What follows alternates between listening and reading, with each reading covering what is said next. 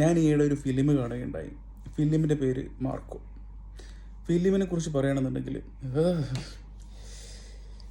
ഒരു സ്ക്രീനിൽ നിന്ന് നമ്മൾ കണ്ടുകൊണ്ടിരിക്കുമ്പോൾ കണ്ണെടുത്ത് അല്ലെങ്കിൽ മുഖം തിരിച്ചു കളയുമെന്ന് പറഞ്ഞപ്പോൾ ഞാൻ ഇത്രയും പ്രതീക്ഷിച്ചില്ല. വയലൻസ് എന്ന് പറഞ്ഞാൽ എൻ്റെ മോനെ ഒരു കട്ട വയലൻസ്. സത്യം പറഞ്ഞു കഴിഞ്ഞാൽ മുഖം മാറ്റിക്കളയേണ്ട അവസ്ഥയായിരുന്നു. അത്രയും കട്ട വയലൻസ്. ഇതുകൊണ്ടൊക്കെ തന്നെയാണ് ഈ ഒരു ഫിലിമിന് സർട്ടിഫിക്കറ്റ് കിട്ടിയതും. അഡൽട്സ് ഒൺലി ആയിട്ടുള്ള ഒരു ഫിലിമായിട്ട് ഈ ഫിലിം മാറാൻ കാരണം ഈ ഒരു കട്ട വയലൻസ് തന്നെയാണ്. ഞാൻ ഈ ഫിലിം കാണാൻ തീരുമാനിച്ചതിൽ 2 കാരണങ്ങളാണ്. ഒന്ന് ഈ വയലൻസ് തന്നെയാണ്, ഈ ഒരു കട്ട വയലൻസ്. അതായത് ഇന്ത്യ കണ്ട ഏറ്റവും വയലൻസ് നിറഞ്ഞ ഒരു ഫിലിമാണ് മാർക്കോ എന്ന് പറഞ്ഞത്. ഈ വയലൻസിന് കിട്ടിയ പബ്ലിസിറ്റി ആളുകൾ ഈ പറഞ്ഞ് നടന്നപ്പോൾ അതാണ് ഞാൻ ഈ ഫിലിം കാണാനുണ്ടായ ഒരു കാരണം. രണ്ടാമത്തെ കാരണം എന്ന് പറഞ്ഞാൽ ഉണ്ണി മുകുന്ദനാണ്.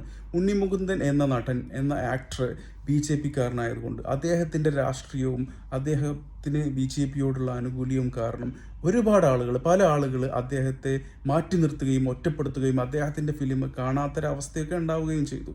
ഇത് സത്യം പറഞ്ഞാൽ ഇത്തരം ഒരു നിലപാടിനോട് എനിക്ക് യോജിപ്പില്ല. രാഷ്ട്രീയം വേറെ, മറ്റുള്ള കാര്യങ്ങൾ വേറെ. അദ്ദേഹത്തിൻ്റെ രാഷ്ട്രീയം ഏതോ ആയിക്കോട്ടെ, അദ്ദേഹം ചെയ്യുന്ന ഫിലിം നല്ലതാണ് എന്നുണ്ടെങ്കിൽ, അദ്ദേഹത്തിൻ്റെ ആക്ടിങ് നല്ലതാണെന്നുണ്ടെങ്കിൽ ഏതൊരാളും ഫിലിം കാണും എന്നുള്ളത് ഇപ്പോൾ തെളിഞ്ഞില്ലേ. ഈ ഒരു ഫിലിമിൽ ഉണ്ണി മുകുന്ദൻ നല്ല രീതിയിൽ ആക്ട് ചെയ്തു, നല്ല രീതിയിൽ ആക്ഷൻ സീൻസ് ചെയ്തു. മലയാളത്തിൽ മറ്റൊരാൾക്കും ഇതുപോലെ ചെയ്യാൻ പറ്റുമോ എന്നുള്ളൊരു ചോദ്യം വരെ വന്നു. അതുകൊണ്ടൊക്കെ തന്നെയാണ് ആളുകൾ ഈ ഒരു ഫിലിം ഏറ്റെടുക്കുകയും വിജയിക്കുകയും രാഷ്ട്രീയമോ മറ്റുള്ള കാര്യങ്ങളൊന്നും നോക്കാതെ തന്നെ ഈ ഫിലിമുകൾ കാണാൻ വേണ്ടിയിട്ട് ആളുകൾ തിയേറ്ററുകളിലേക്കൊക്കെ ഓടിക്കേറിയതും.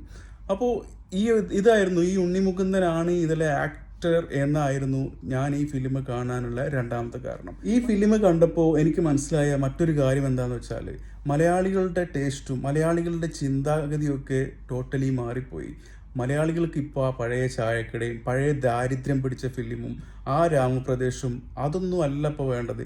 ഇപ്പോൾ ഇതുപോലെ എന്താ പറയുക, കളർഫുള്ളായിട്ടുള്ള അല്ലെങ്കിൽ ഇൻ്റർനാഷണൽ ലെവലുള്ള ഫിലിംസൊക്കെ വരുമ്പോൾ ആളുകൾ ഏറ്റെടുക്കാൻ തുടങ്ങി.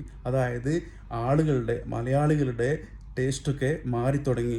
കാരണം ഇൻ്റർനാഷണൽ ലെവലിലുള്ള കൊറിയൻ ഫിലിംസും മറ്റു ഫിലിംസൊക്കെ കണ്ടിട്ട് ആളുകളുടെ ചിന്താഗതി, ആളുകളുടെ അക്സെപ്റ്റൻസ് ലെവലൊക്കെ മാറിക്കഴിഞ്ഞു. അതുകൊണ്ട് ആ ദാരിദ്ര്യം പിടിച്ച ലെവലിൽ നിന്നൊക്കെ എന്താ പറയുക, ഫിലിമുകളൊക്കെ മാറേണ്ട സമയമായി എന്നാണ് എനിക്ക് പറയാനുള്ളത്. അപ്പോൾ ഈ ഒരു ഫിലിം നല്ല രീതിയിൽ വയലൻസ് നിറച്ചിട്ട് തന്നെ ചെയ്തു കൊടുത്തിട്ടുണ്ട്.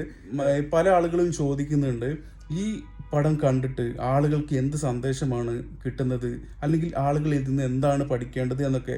അങ്ങനെ സന്ദേശം മാത്രം നൽകാൻ വേണ്ടിയിട്ട്, അല്ലെങ്കിൽ നല്ല കാര്യങ്ങൾ മാത്രം, സൂചനകൾ അല്ലെങ്കിൽ മെസ്സേജുകൾ കൊടുക്കാൻ വേണ്ടിയിട്ട് മാത്രമല്ലല്ലോ സിനിമ എന്ന് പറഞ്ഞു കഴിഞ്ഞാൽ ഒരു എൻ്റർടൈൻമെൻ്റ് ആയിട്ട് എടുക്കുക.